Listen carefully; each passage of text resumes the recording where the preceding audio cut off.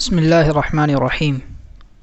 کتاب آئینہ عقل، مصنف پروفیسر نکھت شاہ جہاں پوری، بآواز قیام الدین۔ باب فردوسی۔ خیالات۔ حیرت زدہ طلسم ہستی شدہ ایم، این بحر چے موجہا برانگیختہ است۔ سوال: خیالات کیا چیز ہیں؟ جواب: جو مادی اشیاء ہمارے آس پاس نظر آتی ہیں وہی ہمارے ہوش و حواس پر اثر ڈالتی ہیں، اور چونکہ اس تاثیر کا سلسلہ محدود نہیں ہوتا اس لیے دماغ میں مختلف خیالات پیدا ہوتے رہتے ہیں، جن میں بعض قائم رہتے ہیں اور بعض فنا کے گھاٹ اتر جاتے ہیں۔ سوال: یہ دماغ پر کس طرح چھا جاتے ہیں اور ایک عمدہ انسان کو کس قسم کے خیالات ذہن میں رکھنا چاہیے؟ جواب: عام طور پر ان خیالات کو جو روکے سے نہیں رکتے اور اچھے اور برے ہونے کی قید سے بھی آزاد ہیں، اس شد و مت کے ساتھ خوش آمدید کہا جاتا ہے کہ دماغ پر ان کا تصرف ہو جاتا ہے، اور شاید ہی کوئی ایسا وقت ہو جبکہ یہ دماغ پر چھائے ہوئے نہ ہوں۔ لیکن یہ بڑی غلطی ہے کہ ظرف دماغ کو صرف اچھے خیالات کا مرکز نہ بنایا جائے اور خزانہ خس و خاشاک بنا کر پاکیزہ خیالات کے روح افزا کیف سے محروم رکھا جائے۔ ہرگز نہ رسی بکعبہ اے عرابی کی رہ کے تو می روی بترکستان است۔ معرفت و حقیقت کی چاشنی حاصل کرنے کے لیے خزانہ دماغ میں صرف برتر و اعلیٰ خیالات کو رکھنا چاہیے۔ سوال: میلان طبیعت کے لحاظ سے خیالات کو کس حد تک متاثر کرنا چاہیے اور ہم روشن خیال کس طرح بن سکتے ہیں؟ جواب: اکثر انسانوں کے دماغ میں یہ خرابی ہوتی ہے کہ وہ انہی خیالات کو جو ہیج پوچھ ہوتے ہیں اپنی غفلت پسندی اور ذاتی میلان طبیعت کی وجہ سے اہم اور قابل قدر خیال کرتے ہیں اور مزید کی ضرورت نہیں سمجھتے۔ یہ فعل ایک نفسیاتی مغالطہ ہے، اور ایسے فریب خوردہ لوگوں کے دماغ میں وہ جوہر لطیف نہیں پایا جاتا جس کی ان سے توقع کی جاتی تھی۔ ایسے لوگ دراصل عالی دماغ نہیں ہوتے، بلکہ خیالات کی بھرمار اور لسانی یا لفاظی کی بنا پر ان کو خالی دماغ خیال کر لیا جاتا ہے۔ ایسے اشخاص کے متعلق یہ نہیں کہا جا سکتا کہ ان کی قوت فکر خیالات سے عاری ہے نہیں، بلکہ ان کو روشن خیال بنانے کے لیے صرف صحیح خیالات کا وجود ضروری ہے، خواہ یہ اجمالی ہوں یا تفصیلی، ان کے ساتھ وثوق و ایقان کا ہونا لازمی عنصر ہے۔ ان کی گفتگو سنیے تو اکثر یہ محسوس ہوتا ہے کہ سطحی طور پر یہ جو کچھ کہتے ہیں ان کو خود اپنے خیالات و معتقدات پر پورا یقین نہیں ہوتا۔ اس ایقان کا نہ ہونا ہی علم کے سطحی ہونے کی علامت ہے۔ سوال: علم اور خیالات میں کیا نسبت ہے؟ کیا خیالات کا باہمی ارتباط اور مطابقت کا جاننا ہی علم کہلاتا ہے؟ جواب: بے شک، علم جس چیز کا نام ہے وہ خیالات کی مطابقت ہی سے وابستہ ہے۔ جب خیالات کا وجود ہوگا تو صحت و سقم اور ان کی اچھائی اور برائی کا فیصلہ بھی درکار ہوگا۔ علم و جہل خیالی تصویر کے دو رخ ہیں جو انسانی سیرت کو بناتے اور بگاڑتے ہیں، مگر ایک مہذب انسان کو روشن خیالات ہی مد نظر رکھنا چاہیے۔ مثلا یوں سمجھیے کہ جب دو زاویوں میں مطابقت اور عدم مطابقت معلوم کرنا اس قدر دشوار ہوتا ہے کہ خدا کی پناہ، حالانکہ ان کا نقشہ اور صورت ہمارے سامنے ہوتی ہے، تو محض خیالات میں جو الفاظ کی مدد سے ہوا پر موجزن ہوتے ہیں باہمی مطابقت دریافت کرنا کس قدر دشوار ہوگا۔ سوال: روشنی عقل یا انجلائے ذہن کے لحاظ سے بنیادی خیالات کیا حیثیت رکھتے ہیں؟ جواب: سب سے پہلے بنیادی خیالات ہی دماغ میں پیدا ہوتے ہیں۔ ان کو خواہ یہ کسی مسئلے کے متعلق کیوں نہ ہو نہایت اطمینان اور سکون کے ساتھ اولاً ذہن نشین کر لینا چاہیے تاکہ ذہن میں کسی قسم کی پیچیدگی نہ رہے۔ سوال: کیا بنیادی خیالات کا تحفظ انسان کی روشن دماغی کے لیے ضروری ہے؟ جواب: انسانی دماغ کو روشن بنانے کے لیے پہلا اصول یہی ہے، اور اگر اس کو مد نظر نہ رکھا جائے تو مسائل و خیالات کے متعلق صحیح فیصلہ قریب قریب ناممکن ہوتا ہے۔ جب تک بنیادی اصول نگاہ کے سامنے نہ ہو، قوت استدلال میں اس قدر سکت ہی پیدا نہیں ہوتی کہ بحث و تنقید یا جرح و قدح کے مرحلے طے ہو سکیں۔ اس لیے کسی قسم کے خیالات کیوں نہ ہوں، ان کو تضاد و اختلاف اور عدم تطابق سے لازمی طور پر بچانا چاہیے۔ ساتھ ہی ساتھ ان کا وجود ضنی یا فرضی نہیں بلکہ ایقانی ہونا چاہیے، تاکہ جہاں کہیں عزم و ارادے کی قوت درکار ہو تو ان میں کسی قسم کا تزلزل نہ پیدا ہو سکے۔ جس خیالی عمارت کی بنیاد خود کمزور ہوگی اس پر علمی در و دیوار کس طرح قائم رہ سکتے ہیں؟ باب اشعری۔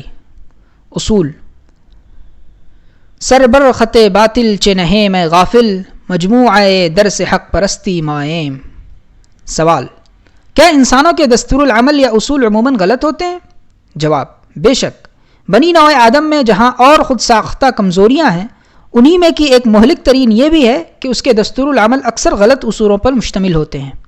یوں تو ایک زمانہ اصول کے مفہوم سے اپنے آپ کو آشنا سمجھتا ہے، مگر سچ یہ ہے کہ اصول کا ناقص علم یا اجمالی مفہوم ہدایت کے بجائے گمراہی کی طرف رہنمائی کرتا ہے، اور اسی بنا پر ہم سب کو ایسے اسباب کے مطالعے کی ضرورت ہے جو انسانی دماغ کو اس قسم کے اصولی خطروں سے محفوظ رکھیں اور انسان واقعی انسان ہونے کا شرف حاصل کر سکے۔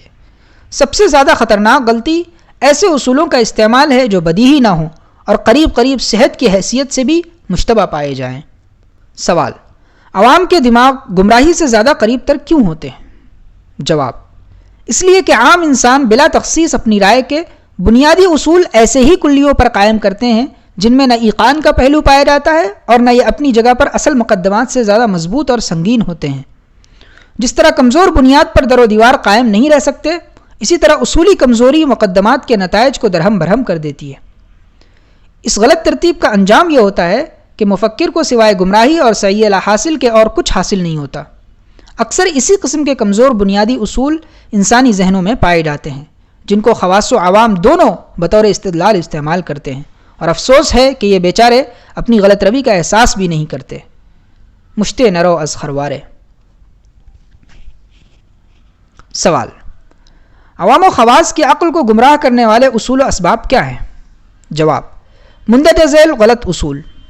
نمبر 1، کسی خاص طبقے کے بانی اور رہنما اگر پاک باز اور نیک سیرت ہوں تو نہ صرف تقوی کے مسائل میں بلکہ ہر معاملہ زندگی میں صرف ان کا تقوی اور زہد قابل عمل بنتا ہے اور ہر قسم کے خیالات کی صحت کے لیے سند سمجھا جاتا ہے۔ نمبر 2، کوئی گمراہ فرقہ اگر صحیح رائے بھی پیش کرے تو خواہ غلط سمجھ لیا جاتا ہے اور استدلال صرف اس کی غلط روی اور گمراہی ہوتی ہے۔ نمبر 3، کوئی اعتقاد اگر نسل در نسل چلا آتا ہو تو صرف قدامت کی بنا پر اس کی صحت میں شائبہ نہیں کیا جاتا۔ نمبر 4، اور ہر نئی بات کو جدت کی بنا پر رد کر دیا جاتا ہے۔ یہ اور اسی قسم کے بہت سے اصول سچائی اور جھوٹ، ہدایت و ضلالت معلوم کرنے کے لیے معیار کے طور پر استعمال کیے جاتے ہیں، اور انسانوں کی قوت اور عقل کو پوری آزادی نصیب نہیں ہوتی۔ جس مسئلے کو یہ جانچنا چاہتی ہے، بگڑی ہوئی عادت جس کو فطرت ثانی سے تعبیر کیا جاتا ہے، رخنہ اندازی کرتی ہے، اور نتیجہ یہ ہوتا ہے کہ بہت سے انسان صدق و کذب کا غلط معیار بنانے کی وجہ سے آفتاب حقیقت کی روشنی سے محروم رہ جاتے ہیں اور اپنی فاش غلطیوں کو صحیح سمجھ کر اکثر بے بنیاد باتوں پر ضرورت سے زیادہ پختہ خیال بن جاتے ہیں۔ سوال: جان بوجھ کر تعلیم یافتہ انسان کیوں گمراہ ہو جاتا ہے، یا انسان عالم ہونے کے باوجود کیوں ٹھوکریں کھاتا ہے؟ جواب: دنیا میں ہر متنفس کو جو کچھ ذرا بھی شعور رکھتا ہے، اگر ان اصولوں کی غلطی تفصیل و تحقیق کے ساتھ سمجھا دی جائے تو وہ کم از کم ان کی غلطی کو اس وقت ضرور تسلیم کر لیتا ہے، لیکن یہ عجیب تماشا ہے کہ خوب سمجھا دینے کے باوجود اس غلط راستے کو نہیں چھوڑتا جس پر وہ گامزن ہوا، اور جب کبھی موقع ہو تو وہی پرانا استدلال پیش کر دیتا ہے۔ بظاہر یہ طریقہ کار، یعنی عدم اعتماد کے ہوتے ہوئے ایسے غلط اصولوں پر عمل کرنا اور اپنی قوت عقل کو گمراہ بنانا عجیب پرلطف حماقت ہے۔ عوام کا ایسے روحانی امراض میں مبتلا ہونا کچھ زیادہ قابل اعتراض نہیں، یہ بیچارے لا علمی کی تاریکی میں بہت جلد بھٹک جاتے ہیں۔ افسوس ان عالموں پر ہے جو مضبوط استدلال کے ساتھ ان اصولوں کی تردید کر سکتے ہیں، ان کی بنیادی غلطی دوسروں کو بھی سمجھا سکتے ہیں، لیکن ان سے بچ کر صحیح اصولوں پر عمل پیرا نہیں ہوتے۔ سوال: آخر اس کا سبب کیا ہے؟ کیا لفاظی اور اپنے جوہر زبان کی قدر و وقعت کرنا بھی گمراہ کن اصول ہے؟ جواب: بے شک۔ اصل یہ ہے کہ اس قسم کے دانشمند اور زعم باطل رکھنے والے جو کچھ بھی بیان کرتے ہیں اس کو محض اپنی زبان کے جوہر ہونے کی وجہ سے وقیع سمجھتے ہیں۔ یہ اصول کسی حیثیت سے اچھا نہیں ہے۔ خود ہی سوچئے کہ یہ سچ کس قدر باعث شرم ہے، یعنی انسان ایسے خیالات پر اعتماد کر رکھے جس کے بنیادی اصول غلط ہوں یا اپنے عقائد کی صحت میں کوئی معقول دلیل نہ پیش کر سکے۔ انسان کو خدائے برتر نے عقل اسی لیے دی ہے کہ وہ اس پر عمل کرے، ورنہ عاقل ہونے سے کیا فائدہ؟ سوال: کیا ہر انسانی دماغ میں غلط یا صحیح اصول ہونا ضروری ہے؟ جواب: بے شک۔ صحیح یا غلط، مضبوط یا کمزور، انسانی دماغوں کے لیے ایسے بنیادوں کا وجود لازمی ہے جس پر بزم اعتقاد کی عالیشان عمارت قائم ہو سکے۔ سوال: مگر ان غلط یا صحیح اصولوں کی داغ بیل کس طرح پڑتی ہے؟ جواب: اس کی تفصیل خیالات و استدلال کے عنوانوں میں دیکھیے۔ لیکن مبصرین کا خیال ہے کہ جب کبھی کوئی مسئلہ دماغ میں موجزن ہوتا ہے تو بسا اوقات اس کے قیام کے لیے اصول موضوعہ یا چند فرضی اصول بہت جلد وجود پذیر ہو جاتے ہیں. انہی کی مدد سے سطح دماغ پر مسئلے کی داغ بیل پڑتی ہے اور اسی داغ بیل کے نقوش اصول کا دوسرا نام ہے. جب تک اس نقش اولین کا آغاز نہ ہو کوئی مسئلہ یا خیال اعتقاد کا جامہ پہن کر اطمینان و سکون کے ساتھ ذہن میں نہیں جمتا.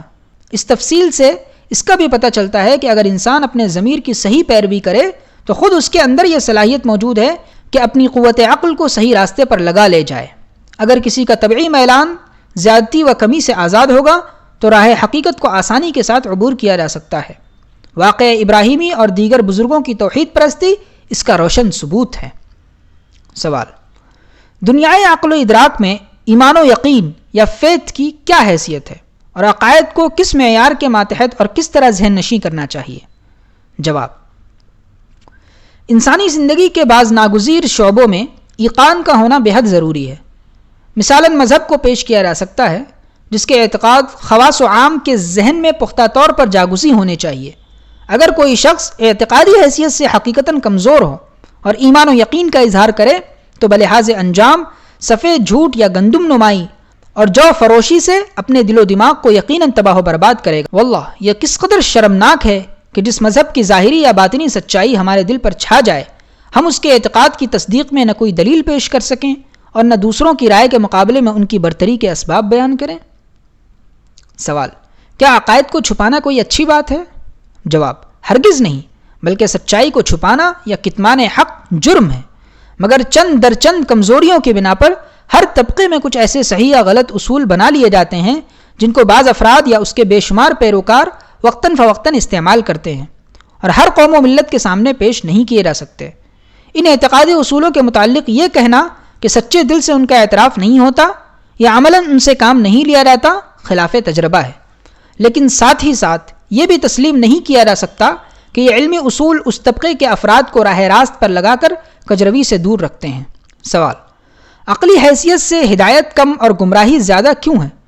گمراہ طبقوں کو علاج کے طور پر کیا کرنا چاہیے؟ جواب: مذکورہ بالا مقدمات پر غور کرنے سے پتہ چلتا ہے کہ یہ عوام یا خواص اپنے مغالطہ آمیز اصولوں کو چھوڑ کر ایسے سچے اور صحیح قوانین پر عمل پیرا نہیں ہوتے جن کی بے خو بنیاد ہدایت کے پرامن راستے پر مبنی ہو اور جن میں ہدایت کے سوا گمراہی کا خیال بھی نہ ہو. اصل میں ایسے کم سواد لوگوں کا ایمان نمائشی یا نقلی زیادہ اور عقلی بہت کم ہوتا ہے. یہ سنتے یا پڑھتے ہیں مگر گنتے یا سوچتے نہیں. سوال: اس غلط روی کا انجام کیا ہوتا ہے؟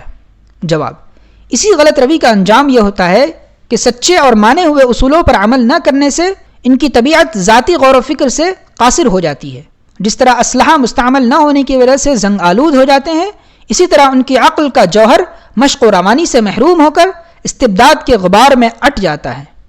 یہ نہیں کہا جا سکتا کہ ان میں فطری اوصاف معدوم ہو جاتے ہیں بلکہ روشنی عقل بے نور ہو جانے کی وجہ سے ذہن و ادراک کی چمک کثیف اور دھندلی ہو جاتی ہے. سوال: ایسے خوش قسمت لوگ کون ہیں جو عقل کی روشنی سے مالا مال ہوتے ہیں؟ وہ صحیح اصول بتلائیے جن پر یہ لوگ عمل کرتے ہیں.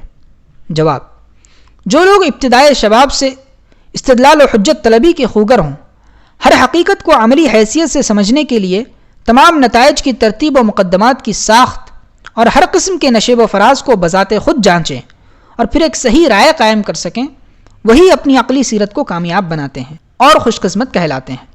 ظاہر ہے کہ جب آئین عقل کو ابتدا سے چمکنے اور چمکانے کا موقع نہ ملے اور اس کے لیے اس قسم کے مشاغل نہ مہیا کیے جائیں تو سن رسیدہ ہو جانے پر خضر راہ بننے کی کیوں کر توقع ہو سکتی ہے؟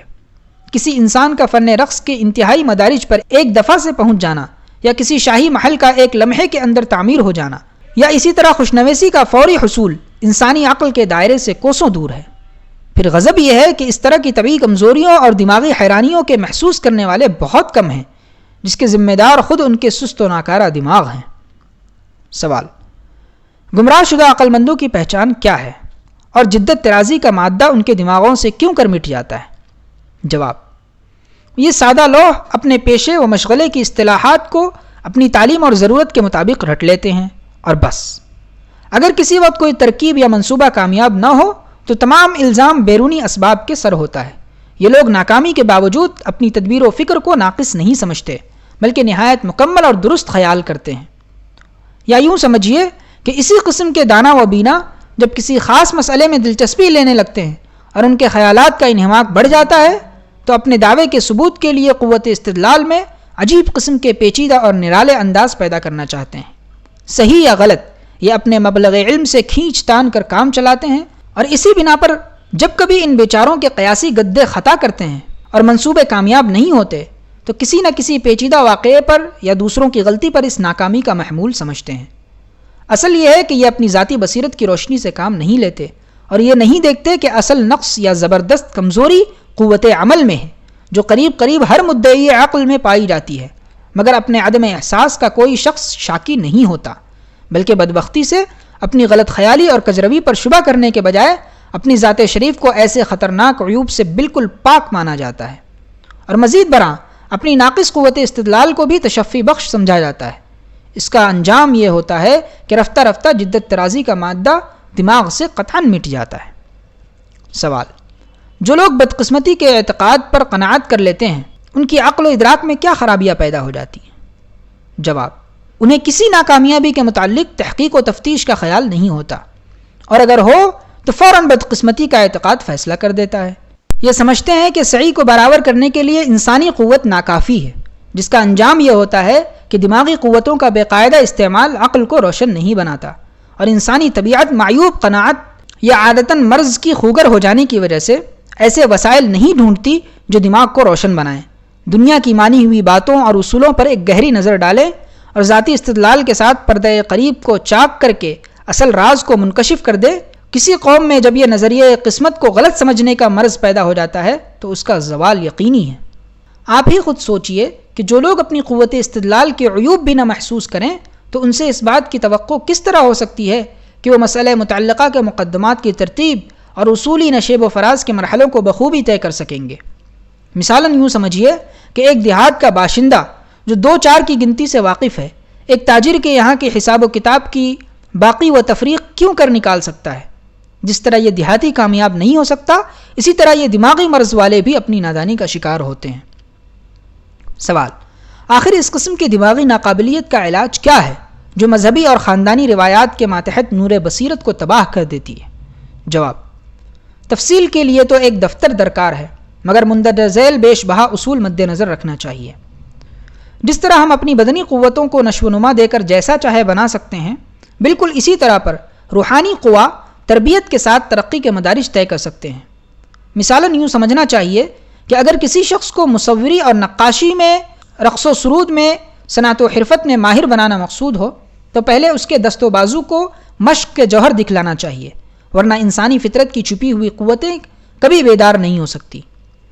انداز و حرکات کا تسلسل، امتداد زمانہ کی نیرنگی، تجربات انسانی کی مدد ہر بات کو خود بخود سکھلائے گی۔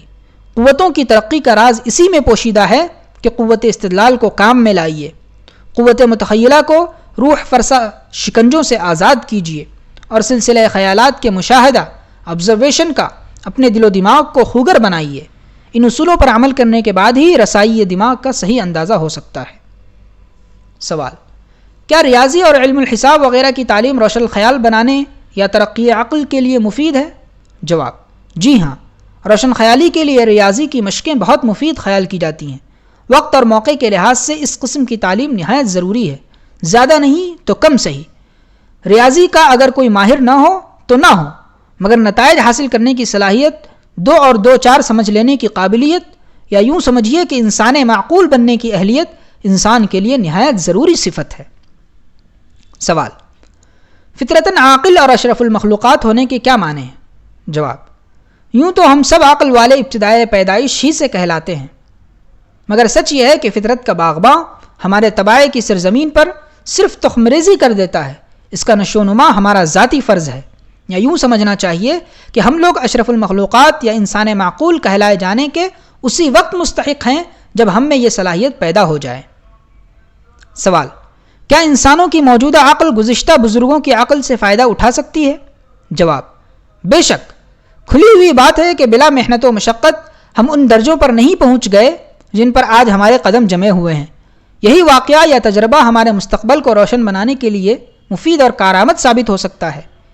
ایک مبصر جس کی نگاہ دور رس ہو، اگر عوام کے عملی اصول پر نظر ڈالے گا تو یقیناً اسی نتیجے پر پہنچے گا کہ ان کی عقل کا معیار صرف گزشتہ روایات خاندانی کا مجموعہ ہے جو اکثر غلط ہوتی ہیں اور زمانے کا ساتھ نہیں دیتی۔ یہی حال ان قدامت پسندوں کا ہے جن کی عقل کا نشو و نما صحیح طور پر نہیں ہوتا، اس لیے ان کو انسان معقول یا اشرف المخلوقات بمشکل کہہ سکتے ہیں۔ سوال: کیا عام فطرت انسانی انسان کامل بننے یا اپنی تربیت عقل سے غفلت پسند ہے؟ آخر اس کمزوری کے اسباب کیا ہیں؟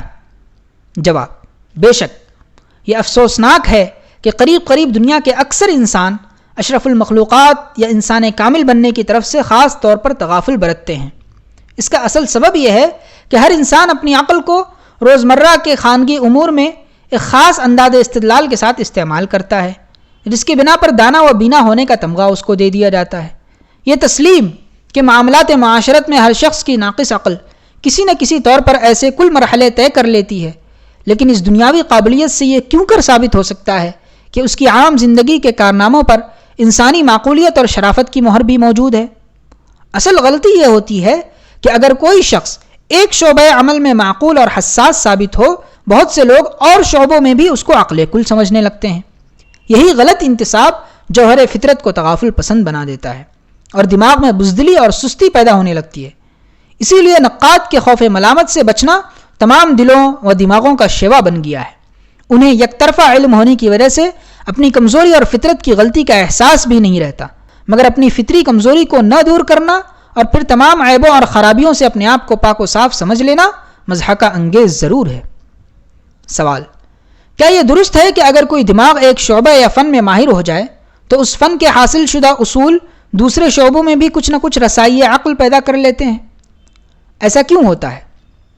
جواب: یہ صحیح ہے کہ بعض طبائع ایک شعبے میں دسترس ہونے کی وجہ سے دوسرے فنون میں بھی دخل دینے کے قابل ہو جاتی ہیں، اور یہ ملکہ صرف دماغ کی فطری لطافت کی بنا پر ہوتا ہے۔ لیکن اس قسم کی ہستیاں اگر اصول کے مطابق تعلیم پائیں تو ان کی قوت عقل نسبتاً بہت زیادہ بلند اور برتر ہو سکتی ہے۔ صرف ایک ملکے کی بنا پر جو لوگ مختلف شعبوں میں چنو چرا کرنے لگتے ہیں، ان کی مثال بالکل اس شخص کی سی ہے جو ایک مضمون پر خوب رد و قدح کر سکے، لیکن اسی ماہر کے لیے یہ ضروری نہیں کہ وہ بلا مطالعہ اور فی الفور دوسرے مسائل پر بھی روشنی ڈال سکے۔ ہاں، یہ ممکن ضرور ہے کہ وہ ایک سال یا ایک ماہ کے بعد اپنی وسعت نظر کو بڑھانے اور غیر متعلقہ مسائل پر بھی اپنے معلومات کے جوہر دکھلانے لگے۔ سوال: کیا کوئی آدمی جو زنگ خوردہ عقل اور گمراہ کن اصول کا مالک ہو اشرف المخلوقات کہا جا سکتا ہے؟ جواب: ہرگز نہیں۔ حقیقتاً جب کسی انسان میں شے لطیف نہ ہو اور عقل و ادراک عارضی یا دائمی امراض کی بنا پر نکمے اور بیکار ہو جائیں تو اس کی قابلیت کتنی ہی برتر کیوں نہ ہو، وہ اشرف المخلوقات یا حیوان ناطق کہلانے کا مستحق نہیں ہو سکتا۔ سوال: اگر ہم اپنے زاویہ نگاہ سے معمولی تعلیم یافتہ یا نیچے طبقے کے اصول زندگی کا مطالعہ کریں تو کون سی مفید باتوں کا پتہ چلتا ہے؟ جواب: اگر معمولی تعلیم یافتہ اور نیچے طبقے کے اصول زندگی پر نظر ڈالیے تو یہ پتہ چلتا ہے کہ وہ تیلی کے بیل سے کم نہیں ہیں، ایک ہی مرکز پر چکر لگاتے رہتے ہیں اور ان کے خیالات کاشتکاری اور مزدوری وغیرہ کے اندر محدود رہتے ہیں۔ ان کی قوت استدلال بالکل دائرۂ فطرت کے اندر رہتی ہے۔ ان کے ذہنوں میں صرف 2-4 قاعدے پائے جاتے ہیں جو ہر نتیجے کی طرف رہنما بن جاتے ہیں۔ خواہ یہ اصول غلط ہو یا صحیح، ان لوگوں کے تمام افعال و اعمال پر ان کی حکومت ہوتی ہے۔ اگر ان کے فیضان سے ان کی طبیعت محروم ہو جائے تو پھر ان کا شیرازہ زندگی درہم برہم ہو جائے، نہ ان کی قوت فہم کام دے اور نہ معمولی ہدایت کی جھلک ان کو نصیب ہو۔ کوئی شخص اگر ان کے اصول کی کمزوریاں ان بیچاروں کو سمجھا بھی دے، پھر بھی یہ مجبور ہوتے ہیں کہ ہار پھر کر انہی قواعد کو سامنے رکھیں۔ وجہ یہ ہے کہ اگر ان کا یقین متزلزل ہو جائے تو نیکی و برائی، گمراہی و ہدایت ان کے نزدیک دونوں ایک سی بن جائیں اور جھوٹ اور سچ میں امتیاز کے ساتھ احساس مشکل ہو جائے۔ ایسے سادہ لوحوں کے دماغ میں تحقیق کا مادہ صرف ان کی سادگی کی وجہ سے نہیں پیدا ہوتا۔ یہی باعث ہے کہ مانی ہوئی باتوں اور دور از عقل مسئلوں کی حقیقت کو یہ نہیں سمجھ سکتے۔ اگر ان کے خیالات کو وسیع بنانا چاہو تو عادت و مشق نہ ہونے کے سبب سے ان کا احاطہ ان بیچاروں کی قوت سے باہر ہوگا، بلکہ تشریح کردہ خیالات کو بھی کسی طرح استعمال نہ کر سکیں گے۔ سوال: کیا ایسے کمزور عقل والوں اور مسن لوگوں کی قوت عقل میں ترقی ناممکن ہے؟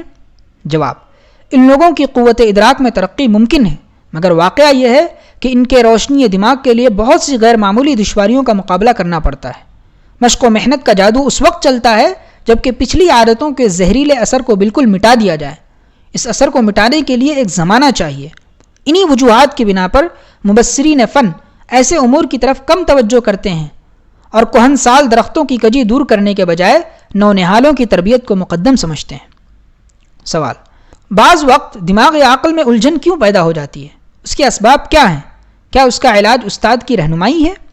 جواب: بے شک جو لوگ علم ریاضی کے محصل یا اسکالر کو تعلیم دیتے ہیں وہ ایسے تجربات مشاہدہ کرتے ہیں کہ دماغ میں انشراح کیوں کر پیدا ہو جاتا ہے اور مشق و روانی سے روشن خیالی کیسے آ جاتی ہے۔ بعض وقت گھنٹوں محنت کرنے پر بھی کوئی عمل صحیح نہیں آتا۔ اس کا سبب یہ ہے کہ اعداد میں رابطہ اور نسبت کے اندر مغالطہ ہوتا ہے۔ برخلاف اس کے دوسرا شخص جو مشق کی حیثیت سے ذرا برتر ہوتا ہے ان چیزوں کو سمجھ لیتا ہے۔ یہی حال ان لوگوں کا ہے جو ذرا مسن ہو کر ریاضی کی طرف متوجہ ہوتے ہیں۔ ذرا ذرا سے مسئلے پر ان کا دماغ الجھتا ہے۔ ذہن مشق کا خوگر نہ ہونے کے باعث قدم قدم پر ٹھوکر کھاتا ہے، اور جب کوئی دوسرا اصل گر کی بات بتلا دیتا ہے تو یہی آسان سی بات حل نہ ہونے پر خود بھی تعجب ہوتا ہے۔ چونکہ تربیت عقل میں مطالعے کو بھی خاص دخل ہے، اسی لیے اس نقطۂ نگاہ سے چند ابواب تفصیلاً ناظرین کے لیے پیش کیے جاتے ہیں۔ درخانہ اگر کس است یک حرف بس است۔